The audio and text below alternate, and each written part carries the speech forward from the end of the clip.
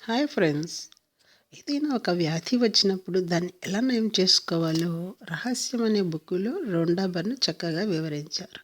మీకు ఒక వ్యాధి ఉంది. మీ ధ్యాస అంతా దాని మీదే ఉంటే, మీరు అందరితో దాని గురించే మాట్లాడుతూ ఉంటే, మరిన్ని వ్యాధిగ్రస్తమైన కణాలను మీరు ఉత్పత్తి చేస్తారు. మీరు సంపూర్ణ ఆరోగ్యంతో జీవిస్తున్నారని అనుకోండి. ఎవరికైనా జబ్బు చేసినప్పుడు వాళ్ళు ఎప్పుడూ దాని గురించే మాట్లాడటం అనేది జరుగుతూ ఉంటుంది. అలా ఎందుకు జరుగుతుందంటే వాళ్ళెప్పుడూ దాని గురించే ఆలోచిస్తూ ఉంటారు. వాళ్ళు తమ ఆలోచనలని మాటల రూపంలో వ్యక్తపరుస్తున్నారన్నమాట. మీకు ఒంట్లో కాస్త నలతగా ఉంటే దాని గురించి మాట్లాడకండి. మీకు మరింత నలతగా ఉండాలని అనిపిస్తే తప్ప. నాకు అద్భుతంగా అనిపిస్తోంది, నా ఒంట్లో చాలా బాగుంది అని ఎన్నిసార్లు వీలైతే అన్నిసార్లు అనుకోండి.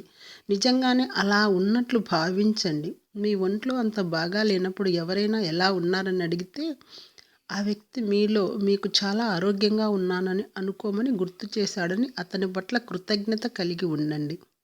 మీకు కావాల్సిన విషయాల గురించి మాట్లాడండి. మీరు ఫలానాది జరుగుతుంది అని అనుకుంటే తప్ప ఏది మీకు సంక్రమించదు. అది సంక్రమించగలదు అనుకుంటే మీ ఆలోచనలలో దాన్ని మీరు ఆహ్వానిస్తున్నారని అర్థం.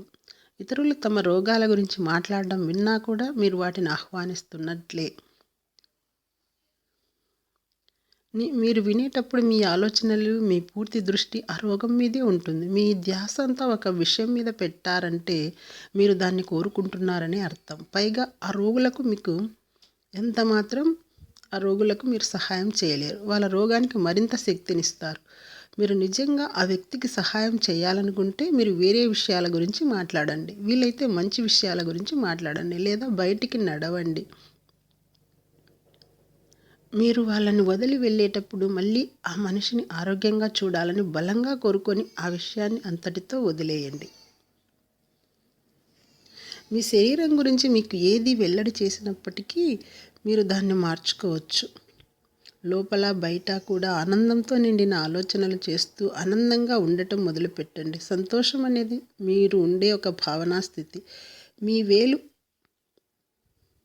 ఆనందంగా ఉన్నాను అనే మీట మీద ఉంచండి. దాన్ని నొక్కి మీ వేలిని గట్టిగా దాని మీద అదిమి ఉంచండి. మీ చుట్టూ ఏం జరుగుతున్నా పట్టించుకోవద్దు. ఒక వ్యాధి నుంచి విముక్తి పొందటానికి మీరు పోరాటం చేయనక్కర్లేదు. ఒక చిన్న పని చేస్తే చాలు. మీలోని వ్యతిరేకమైన ఆలోచనలను వదిలిపెడితే మీరు సహజంగా ఉండే ఆరోగ్య స్థితి బయటికి వస్తుంది. అప్పుడే మీ శరీరం తన వ్యాధిని నయం చేసుకుంటుంది.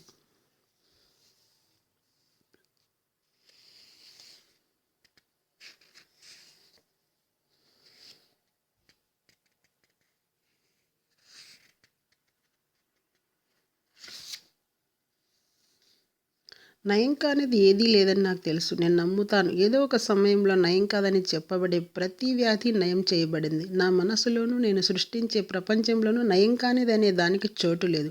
ఈ లోకంలో మీకు కావలసినంత చోటు దొరుకుతుంది. అందుచేత నాతో వచ్చి చేరండి. ఇక్కడ నాలాంటి వాళ్ళు ఇంకా ఉన్నారు. వాళ్ళందరితోనూ వచ్చి కలవండి. ఈ లోకంలో పుష్కలత పొంగి పొర్లుతోంది. ఇక్కడ ప్రస్తుతం అన్నీ మంచి విషయాలే ఉన్నాయి. అవి మీలోనూ ఉన్నాయి. స్వర్గంలాగా అనిపిస్తోంది కదూ! ఇది స్వర్గమే. మీరు మీ జీవితాన్ని మార్చుకోగలరు. మీ వ్యాధిని మీరు నయం చేసుకోగలరు. నా కథ 10 మార్చి 1981 ప్రారంభమవుతుంది. ఆ రోజు నా జీవితాన్నంతటినీ పూర్తిగా మార్చేసింది. ఆ రోజు నేను ఎప్పటికీ మర్చిపోలేను. నా విమానం కూలిపోయింది. నేను పక్షవాతంతో ఆసుపత్రిలో చేరాను. నా వెన్నెముక ముక్కలయింది. మెడ దగ్గరుండే మొదటి 2 వెన్నుపూసలు విరిగిపోయాయి. నేను మింగలేకపోయాను. తినటం, తాగటం అనే అసంకల్పిత చర్య ధ్వంసమైపోయింది. నాకు సరిగా ఊపిరి ఆడలేదు. కళ్ళు ఆర్పటం తప్ప మరేమీ చేయలేకపోయాను. డాక్టర్లు నేనిక జీవితాంతం ఒక జడ పదార్థంలాగే ఉండిపోతానని అన్నారు. కనురెప్పలు మాత్రం కదిలించగలుగుతున్నానని అన్నారు. వాళ్ళు నన్ను ఆ విధంగా ఊహించుకున్నారు. కానీ వాళ్ళేమనుకున్నారనేది నేను పట్టించుకోలేదు. నేను అనుకున్నాను అనేది ముఖ్యం అనిపించింది. నన్ను నేను మళ్ళీ ఒక మామూలు మనిషిగా ఆసుపత్రి నుంచి బయటికి నడిచి వెళ్తున్నట్లు ఊహించుకున్నాను. ఆసుపత్రిలో ఉండగా నేను పని చేయాల్సిన అనుకున్నది కేవలం నా మనసుతోనే. మీ దగ్గర మనసు అనేది ఉంటే దేన్నైనా చక్కబరచవచ్చు. నాకు ఊపిరి సరిగ్గా అందటం కోసం ఒక రెస్పిరేటర్ని తగిలించారు. నేను ఈ జన్మలో మామూలుగా ఊపిరి పీల్చుకోలేనని, ఎందుకంటే నా ఉదర వితానం పూర్తిగా ధ్వంసమైందని అన్నారు. కానీ నా లోపల నుంచి ఒక చిన్న గొంతు గట్టిగా ఊపిరి పీల్చు, గట్టిగా ఊపిరి పీల్చు అంటూనే ఉంది. చివరికి ఆ రెస్పిరేటర్ని వాళ్ళు తీసేశారు. అది ఎలా జరిగిందో డాక్టర్లు చెప్పలేకపోయారు. నా లక్ష్యాన్ని, నా దృష్టిని మరోవైపుకు మళ్లించే విషయాలని, వేటిని నా మనసులోనికి రానిచ్చే వీలు నాకు లేకపోయింది. క్రిస్మస్కి నేను ఆసుపత్రి నుంచి బయటికి నడిచి వెళ్ళాలన్న లక్ష్యాన్ని నాకు నేను ఏర్పరచుకున్నాను. అలాగే చేశాను కూడా. నా 2 కాళ్ళతోనూ నడిచి నేను హాస్పిటల్ నుంచి బయటపడ్డాను. అది సాధ్యం కాదని వారన్నారు.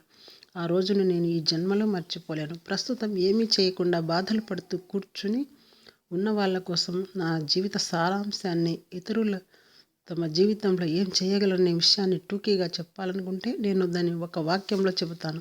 మనిషి తన ఆలోచనలకి అనుగుణంగానే తయారవుతాడు. Good morning.